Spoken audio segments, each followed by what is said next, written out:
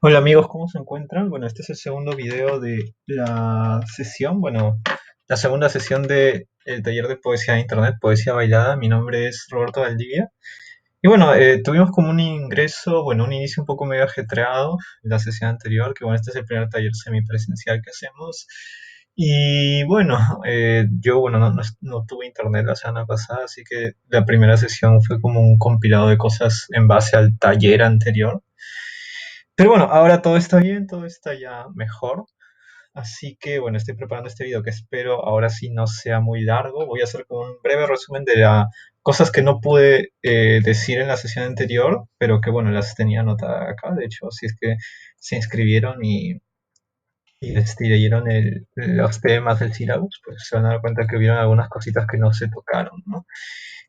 Bueno, en la sesión anterior hablamos bastante sobre lo que es la idea del autor, la idea de la lectura como, bueno, la idea de la escritura como una lectura muy radical. Y bueno, un poco también nos cuestionamos lo que significa ser un autor y lo que el papel de un autor es análogo a lo que es alguien, bueno, uno de los valores más arquetípicos de lo que es la sociedad neoliberal, que es la propiedad privada del capitalismo en general.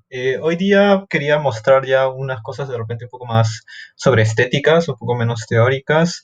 Quería mostrar algunas cosas que me gustaban. Ya, a ver cómo introduzco esto. Ya. Eh, Siento que hay una anécdota que explica muy bien esto, ¿no? Es decir, que de hecho la mencioné en el taller anterior también, que cuando se inventó el theremin, que el theremin es, bueno, el primer instrumento de música electrónica inventado en la época inicios del siglo XX, hace 100 años, más o menos, un poco más de 100 años, pasaron dos cosas, ¿no? Pasaron como dos grupos, ¿no? Un grupo de gente que vio al theremin, que es bueno, ese instrumento que fue muy usado durante los años 50 y 60 en las películas de terror, ¿no? Ese sonido como que robótico marciano. Y además un instrumento que se toca sin tocar el instrumento, sino tocando las ondas que emite. Una cosa muy futurística y muy loca, supongo que parece entonces.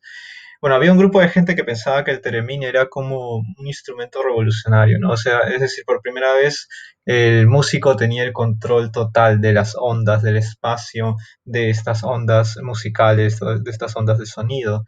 Y eso significaba para ellos una revolución en la música, porque te abría nuevas posibilidades sobre tu composición. Y había otro grupo que inicialmente fue el más popular, que fueron las personas que, bueno, vieron el Theremin, les gustaba ese sonido raro, nuevo que emitía, y lo adaptaron a las obras clásicas, ¿no? Es decir, empezaron a escribir partituras de Mozart en Theremin, de Beethoven en Theremin. Entonces era una cosa como que usar este invento en favor de la tradición, ¿no? Al inicio del Theremin, la música electrónica incipiente fue usada en favor de la tradición, a pesar de que luego largamente se demostró que las posibilidades que habrían estos instrumentos eran mucho más interesantes.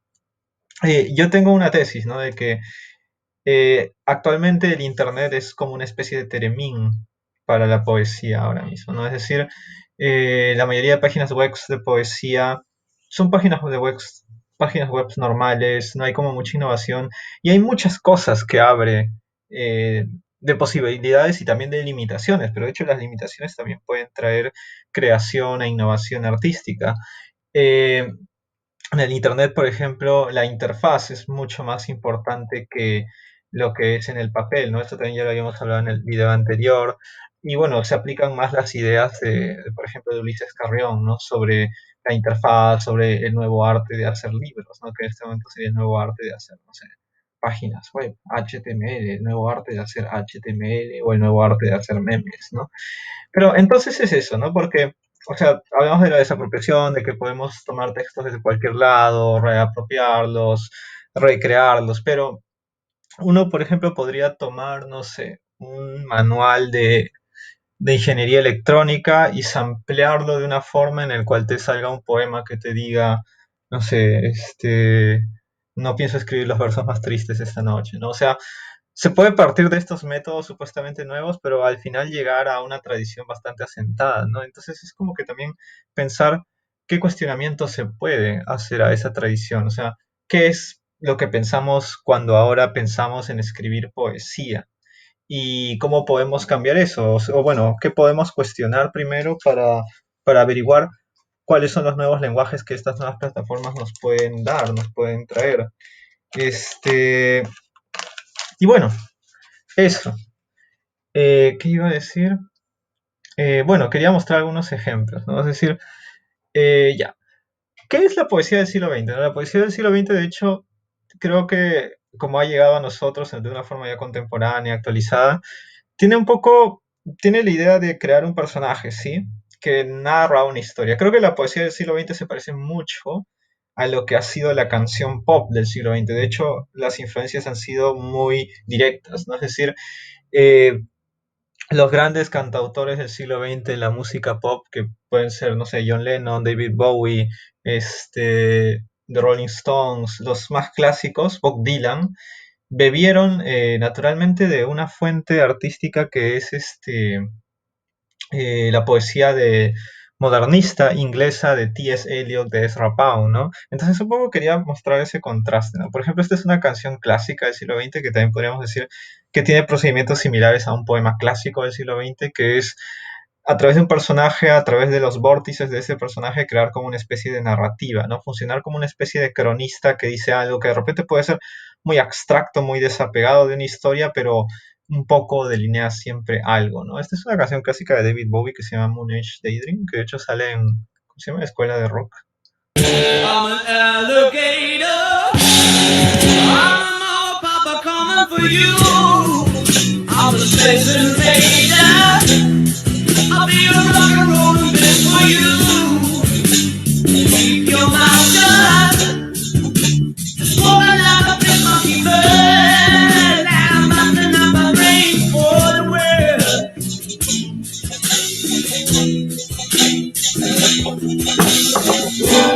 Give your electric on me, baby. Put your ring on tonight.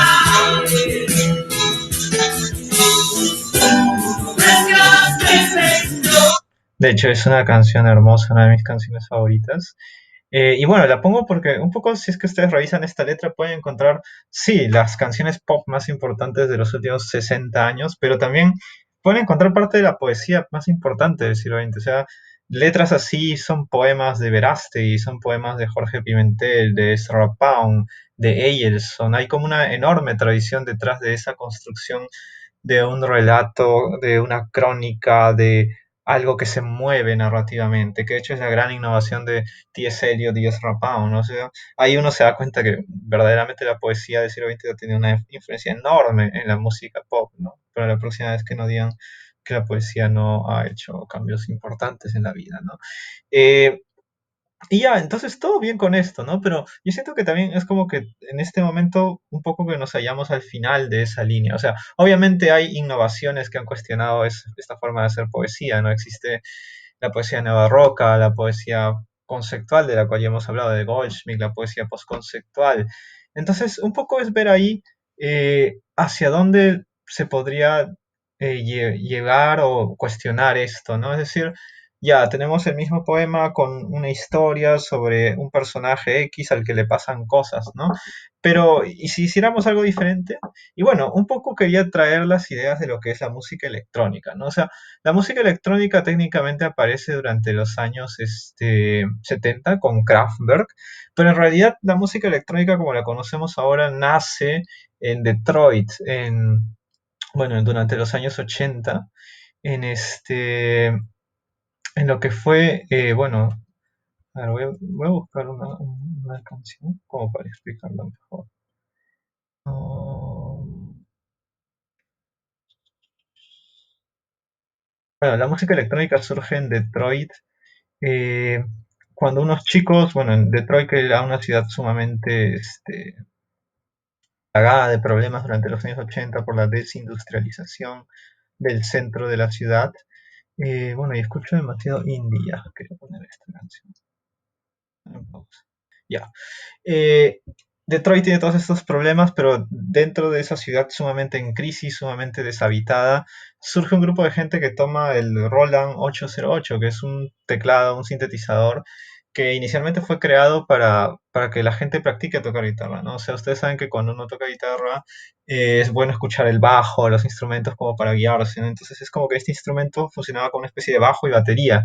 Pero lo que hicieron estas personas, los padres del techno, fue que tomaron este instrumento para hacer música, para samplear, para hacer todo con esto. Entonces, ahí hubo un cuestionamiento que creo que más que todo va hacia las texturas de hacer música. Es decir, la música techno, la música electrónica inicialmente, ya no busca crear este relato de un personaje que hace cosas, sino es como mucho más inmersiva. Es como si te invitara a ti a ser el personaje, ya no seguía de hecho de una letra, o de hecho cuando hay letra en la música electrónica es como, es muy diferente a como existe una letra en una canción de rock, es mucho más ambiental. No sé si es que alguno de ustedes es fan de Daft Punk en sus inicios en la música house. Daft Punk tiene una canción que dice Around the World como 80 veces, pero realmente podría decir cualquier cosa. Es como que es el sonido, es la fuerza del sonido lo más importante. Obviamente no digo que en la música pop del siglo XX el sonido no haya sido importante, por supuesto que lo fue, pero de esta forma inmersiva lo es un poco más desde que la música electrónica toma forma en los 80. Voy a poner esta canción que es de un grupo X102, que es, bueno, parte de Underground Resistance, que fue un grupo de música techno, prácticamente los padres del minimal techno, que, bueno, en Detroit la primera generación de techno se volvió muy popular en Europa, en Estados Unidos se volvieron muy, inclusive vendieron bastante, y bueno, y surgió esta nueva ola de techno, de la cual X102 fue parte, donde se cuestionaba esa comercialización. Ellos decían de que a través de la música techno se podía revolucionar de una forma sónica las mentes de las personas. Y bueno, eso es lo que ellos intentan en estas canciones, ¿no? Y como van a ver en este nuevo corpus de lo que es la música techno, la música electrónica, no hay la construcción de un relato, o si lo hay es de una forma totalmente distinta, es mucho más sensitiva. Y le voy a poner unos minutos también.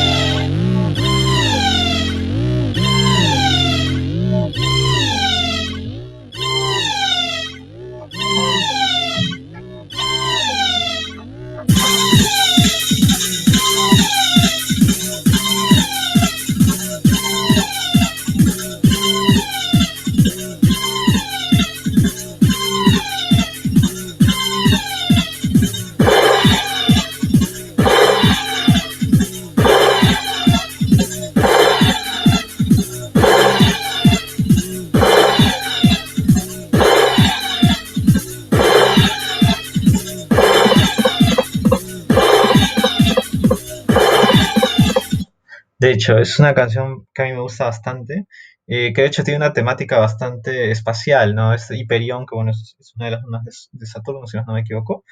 Eh, entonces, un poco quería enseñar eso, ¿no? Es decir, en la poesía sí ha existido siempre como momentos bastante sonoros que no han ido a crear como un relato dentro del siglo XX. Eso se puede ver en la poesía de Vedaste y en la poesía de varios poetas, ¿no? Yo quería un poco tomar dos ejemplos, ¿no?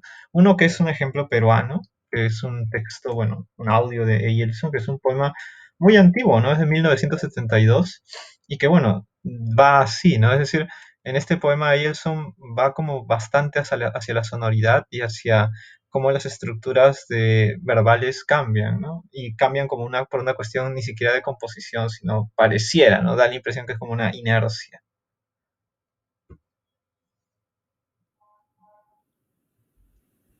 Amarillo, amarillo, amarillo, amarillo, amarillo, amarillo, amarillo, amarillo, amarillo, amarillo, amarillo, amarillo, amarillo, amarillo, amarillo, amarillo, amarillo, amarillo, amarillo, amarillo, verde, verde, verde, verde, verde, verde, verde, verde, verde, verde, verde, verde, verde, verde, verde, verde, verde.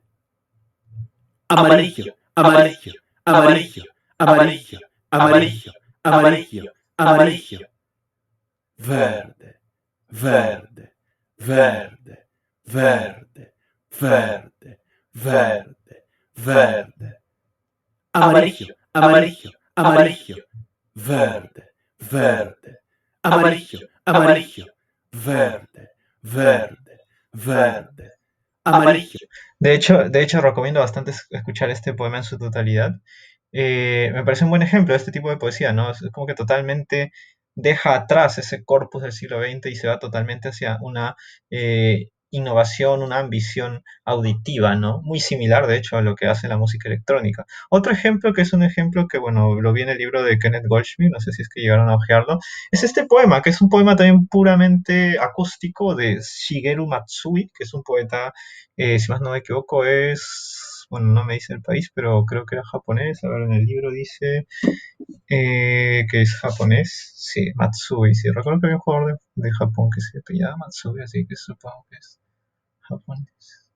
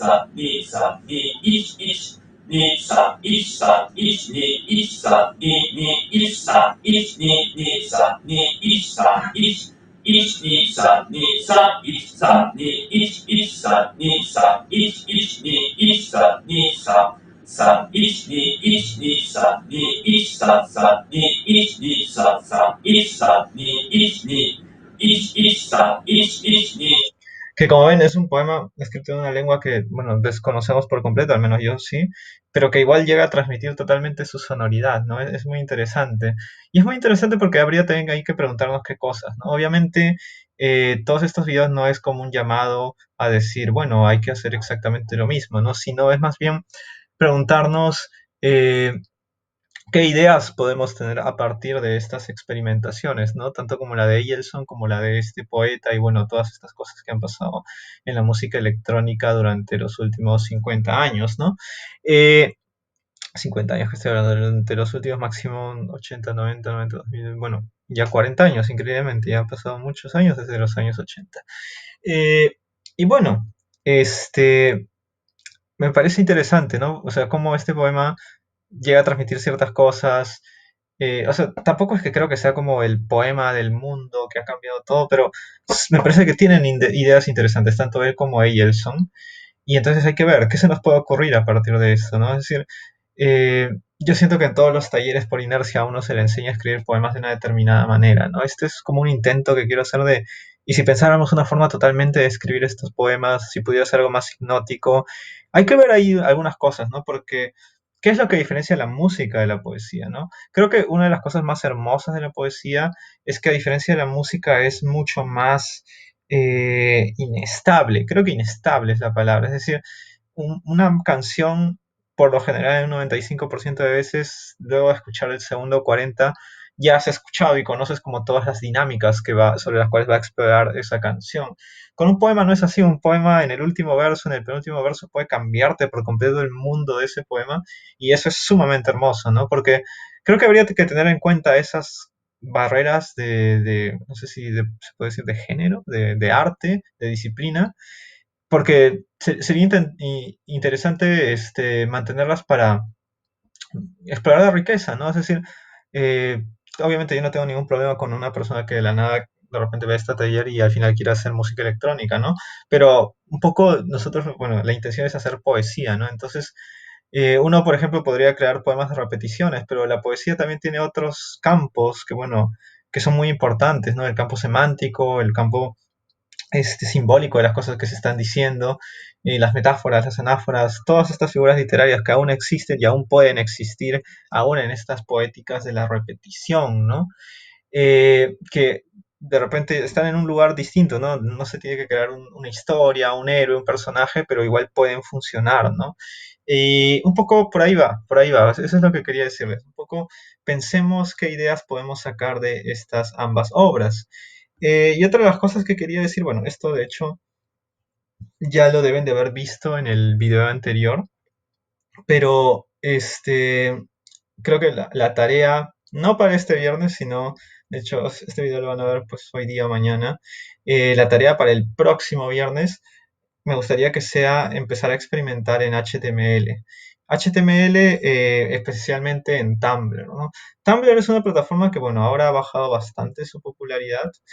Bueno, tampoco tanto, ¿no? Es decir, no es que nunca haya sido extraordinariamente popular, en el cual se pueden hacer muchas cosas interesantes, ¿no? Este es el hiperpoesía del taller anterior. Yo hice este diseño web. ¿Cómo lo hice? Básicamente encontré un diseño que me gustaba, era parecido, y lo instalé en mi Tumblr y lo cambié por completo. Simplemente eso, ¿no? Hay páginas web donde se te presentan diseños de Tumblr y tú los puedes modificar a gusto.